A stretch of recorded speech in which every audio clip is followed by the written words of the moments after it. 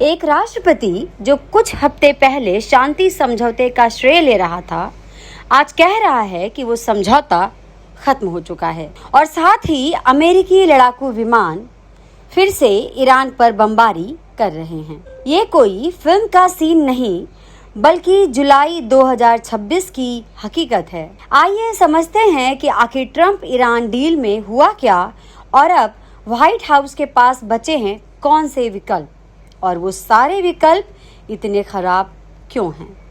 18 जून 2026 को राष्ट्रपति Donald Trump ने ईरान के साथ एक मेमोरेंडम ऑफ अंडरस्टैंडिंग यानी समझौते के दस्तावेज पर हस्ताक्षर किए थे।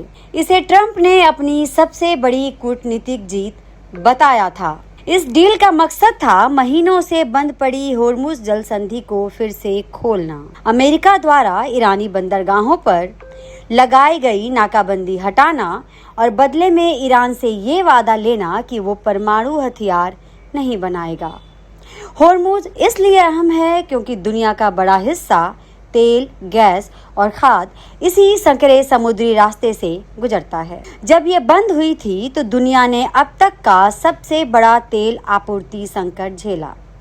समझौते के बाद तेल की कीमतें युद्ध पूर्व स्तर से भी नीचे गिर गईं और लग रहा था कि हालात सुधर रहे हैं, लेकिन ये शांति टिकाऊ साबित नहीं हुई। महज 3 हफ्तों बाद ही अमेरिका ने ईरान पर नए हवाई हमले शुरू कर दिए, ये कहते हुए कि ये होर्मुज जलसंधि से जहाज़ों की आवाजाही को सुरक्षित रखने की कोशिश में की गई कार्रवाई है। ईरान ने भी जवाबी हमलों की धमकी दी और कुवैत व बहरीन में अमेरिकी सैन्य ठिकानों को निशाना बनाने का दावा किया। ट्रंप ने खुद सोशल मीडिया पर कहा है कि उन्हें लगता है समझौता खत्म हो चुका है। हालांकि उन्होंने ये भी जोड़ा कि बातचीत जारी रह सकती है। उन्होंने चेतावनी दी कि अगर ईरान ने जलसंधि में जहाज़ों पर दोबारा हमले किए तो अमेरिकी हमले और भी भयानक होंगे। दूसरी तरफ ईरान के मुख्य वार्ताकार का कहना है कि जलसंधि सिर्फ ईरानी व्यवस्था के तहत ही खुलेगी, अमेरिकी धमकियों के दबाव में नहीं। तो अब सवाल है कि ट्रंप के पास कौन से विकल्प बचे हैं। एक्सपर्ट मान रहे हैं कि अब राष्ट्रपति ट्रंप के सामने 4 बड़े विकल्प हैं, लेकिन हर एक में भारी जोखिम भी है। पहला विकल्प, मामले से पीछे हट जाना। इसका मतलब होगा कि दुनिया को ये मान लेना पड़ेगा कि होर्मुज जलसंधि पर विवाद बना ही रहेगा, जिससे ऊर्जा महंगी होगी और जहाज़ों का आना जाना जोखिम भरा बना रहेगा।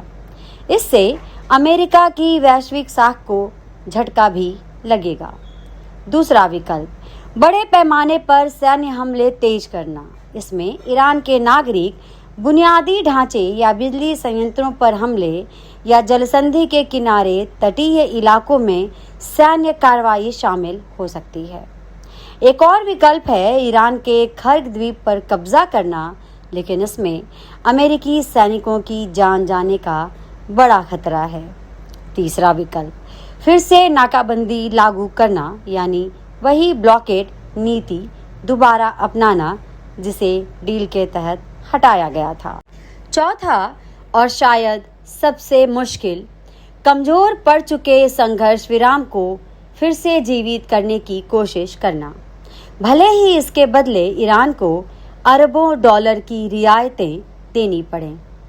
अमेरिकी संसद में डेमोक्रेट सांसद एडम स्मिथ का कहना है कि युद्ध छेड़ने के पीछे की सोच में शुरू से ही खामी थी, क्योंकि ईरान को पूरी तरह झुकाना संभव नहीं था।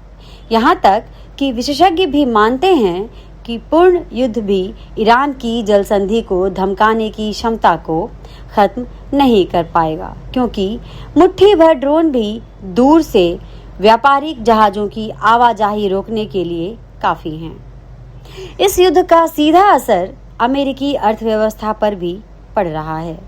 अमेरिका का आपातकालीन तेल भंडार, जिसे स्ट्रेटेजिक पेट्रोलियम रिजर्व कहा जाता है, वह युद्ध पूर्व स्तर से 23% घट चुका है और यह 1983 के बाद सबसे निचले स्तर पर है। इसका मतलब है कि अगर भविष्य में होर्मुज़ फिर पूरी तरह बंद होता है तो अमेरिका में महंगाई तेजी से बढ़ेगी। कुल मिलाकर ट्रंप के सामने अब कोई आसान रास्ता नहीं बचा है। हर विकल्प के साथ या तो सैन्य जोखिम जुड़ा है, या आर्थिक कीमत, या फिर राजनीतिक शर्मिंदगी।